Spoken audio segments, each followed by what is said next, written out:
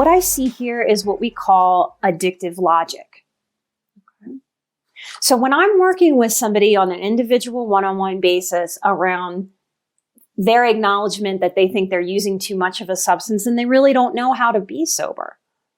Because like you said, being sober is painful, problematic, and I'm actually less present because I'm focused on my pain. Okay. It sure seems like alcohol is helping you. Now, nobody wants to really acknowledge that in the addiction space, but nobody continues to do a thing that doesn't have some kind of value. And when we don't have any emotional education in this country, when we spend many years using something like alcohol to cope, we tend to be stuck and stunted emotionally. So our emotional development stops because every time we start to emotionally experience something new, because we don't know how to do that, we go, oh no, intensity, overwhelm. Let's pour some alcohol back on it so that I can make this system relax. Alcohol is a system depressant. And so if we get overactivated, that's part of why we like that feeling. That's why 1 or 2 drinks tends to feel good. And then things tend to go sideways the more we tend to keep drinking. So do I think there are ever necessary times that someone should be allowed to use substances? I think that's a trick. And that's why I mentioned addictive logic. Okay. Addictive logic is what the gremlin says to us to keep us in whatever addictive process that gremlin is attached to. So an addictive logic is going to continue to say into your consciousness, I keep losing jobs because I cry too much when I sober up. Sobriety is painful. It's problematic.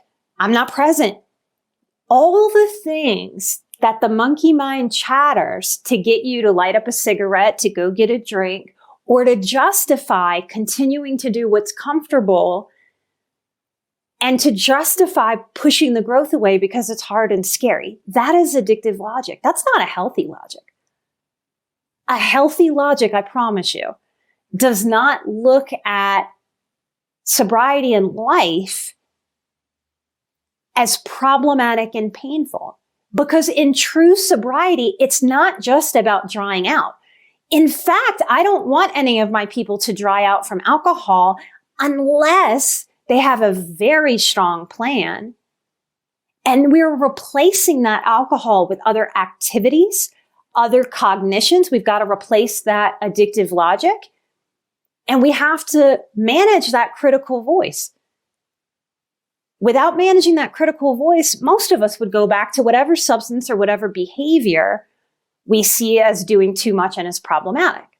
We have substance addictions or substance abuse. Those are obviously the substances that we actually ingest and put into our body, whether that's with a needle, with our mouth, or with our nose. Yes, there are other more creative ways that I'm not going to get into, but those are the basic ways that we put things into our body to get high, to change our state.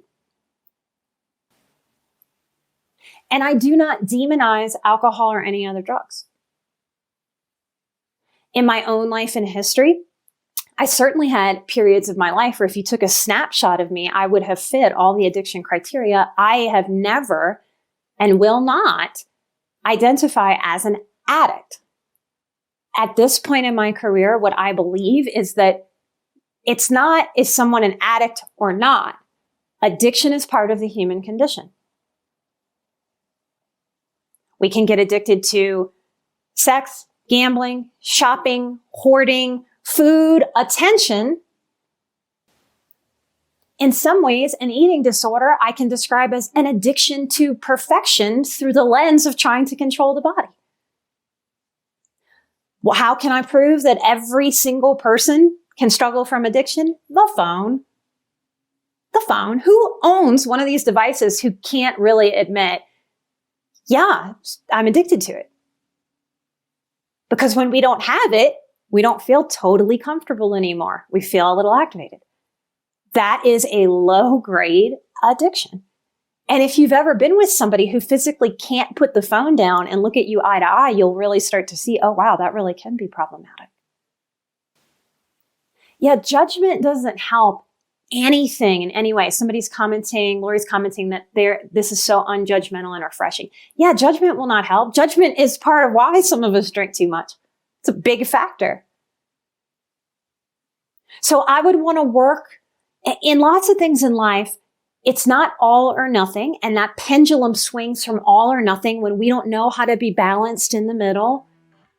And balanced in the middle is where we know self-care. We know to ground ourselves. We know that we have to deal with feeling some emotions and just be.